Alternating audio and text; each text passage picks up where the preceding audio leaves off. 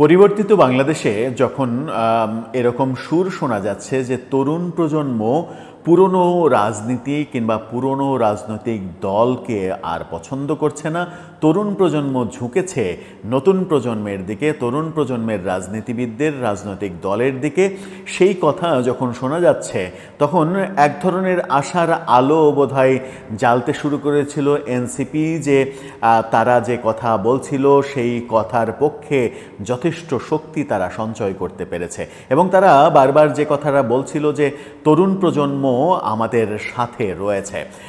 তরুণ প্রজন্ম বিএনপির উপরে নাখোশ, আওয়ামী লীগের উপরে নাখোশ, তরুণ প্রজন্ম জামাতের উপরে নাখোশ, তরুণ প্রজন্ম একেবারে হুড় পাড়াপাড়ি করে এনসিপির দিকে ঝুঁকে পড়বে, এরকম কথা আমরা অনেক দিন থেকেই শুনছি এবং যার পরিপ্রেক্ষিতে এনসিপির নেতারা বলছেন এবারই তারা সরকার গঠন করবে, এমনকি 300 আসনে জিতে ফেলবে। এই বাস্তবতায় বাংলাদেশে একটি বেসরকারি সংস্থা তরুণদের উপরে একটা জরিপ করেছে। সেই জরিপে আমরা ভিন্ন চিত্র দেখছি। সেই জরিপে এনসিপির অবস্থা তেমন একটা ভালো নয়, অবস্থা গিয়ে দাঁড়িয়েছে 3 নম্বরে। সেই জরিপ কি বলছে, সেই জরিপে এনসিপির এই ভগ্ন দশা কেন, এনসিপির জনপ্রিয়তায় ভাটা কেন তরুণদের মাঝে, সেই আলোচনা করার চেষ্টা করবে এই ভিডিওতে। থাকবেন পলিটিক্স টিভির নিয়মিত আয়োজনে।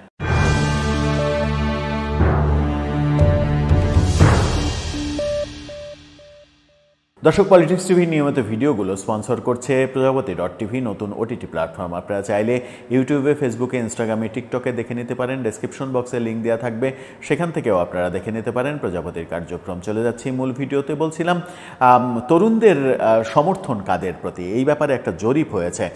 গণমাধ্যম বাংলা ট্রিবিউন একটা শিরোনাম করেছে, শিরোনামটা দেখে নিতে পারেন।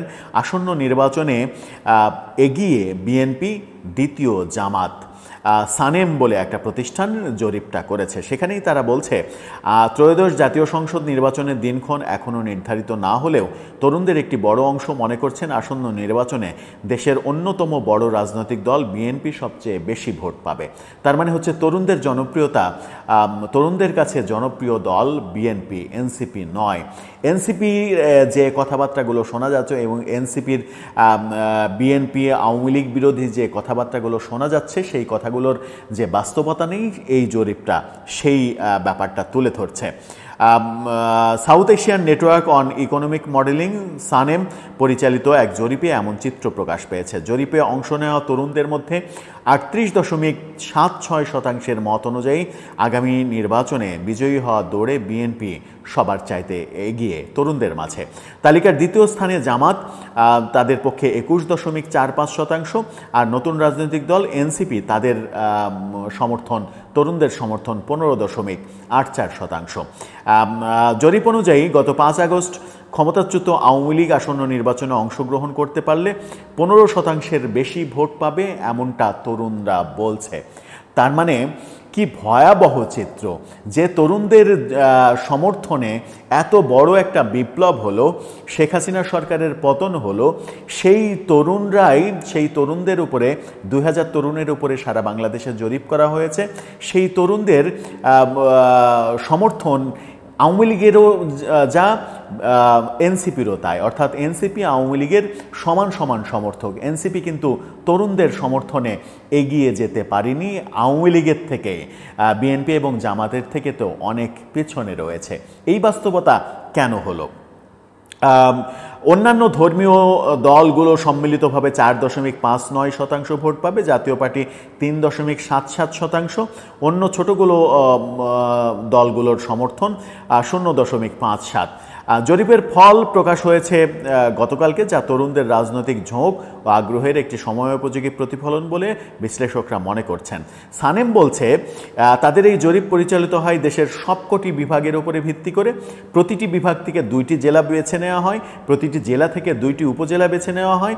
মোট 2000 তরুণ এই জরিপে অংশগ্রহণ করে, যাদের বয়সসীমা 15 থেকে 35 বছর। আবার এখানে গুরুত্বপূর্ণ ব্যাপার হচ্ছে যে 15 থেকে 35 বছরের মধ্যে জরিপ করা হয়েছে। তার মানে হচ্ছে যে এখানে কিন্তু ভোটার না এমন সংখ্যাও একটা বড় সংখ্যা রয়েছে, অর্থাৎ ভোটার কিন্তু 18 বছর থেকে, এই জরিপটা করা হয়েছে 15 বছরের বয়স থেকে। সুতরাং এই জরিপের জনপ্রিয়তা যে আবার ভোটের জনপ্রিয়তা সেটাও বলা যাবে না।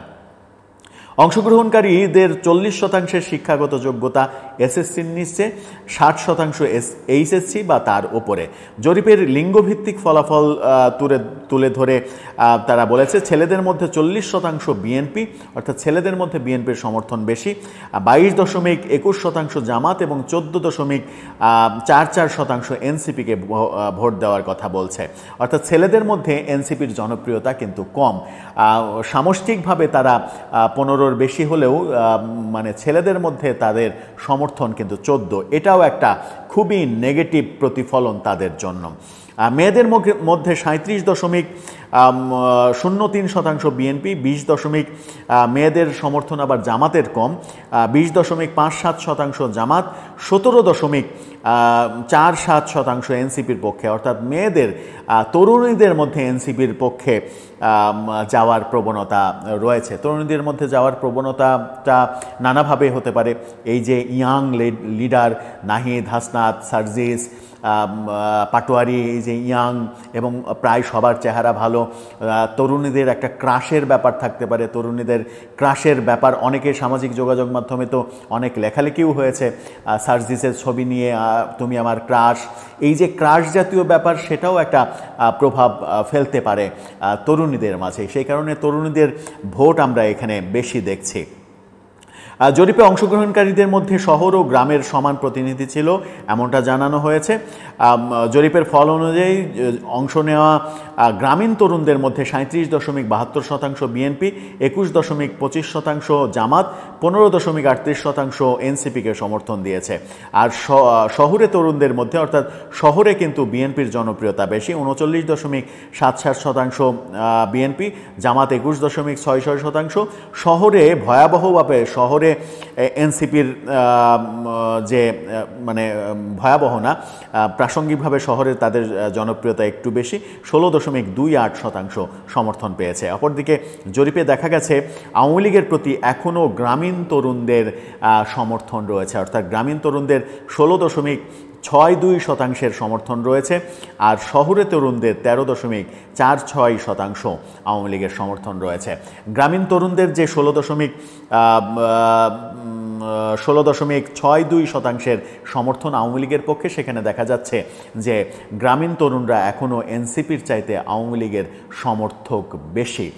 তাহলে বাস্তবতা কি দাঁড়ালো? এই যে বৈষম্যবিরোধী আন্দোলনের পর, যেটা এর আগে একটা ভিডিওতে আমরা ব্যাখ্যা করেছি যে বৈষম্যবিরোধী আন্দোলনের সময় যে জনপ্রিয়তা ছিল, এনসিপি গঠনের পরে সেই জনপ্রিয়তায় যে ভাটা পড়েছে সেই দৃষ্টান্ত কিন্তু দেখা যাচ্ছে। আবার এই জরিপ শুধুমাত্র তরুণদের ওপরে, আবার ভোটার না এমন তরুণদের ওপরেও এই জরিপ চালানো হয়েছে। সব মিলিয়ে এই জরিপ কিন্তু একটা আশঙ্কার বার্তা দিচ্ছে এনসিপির জন্য।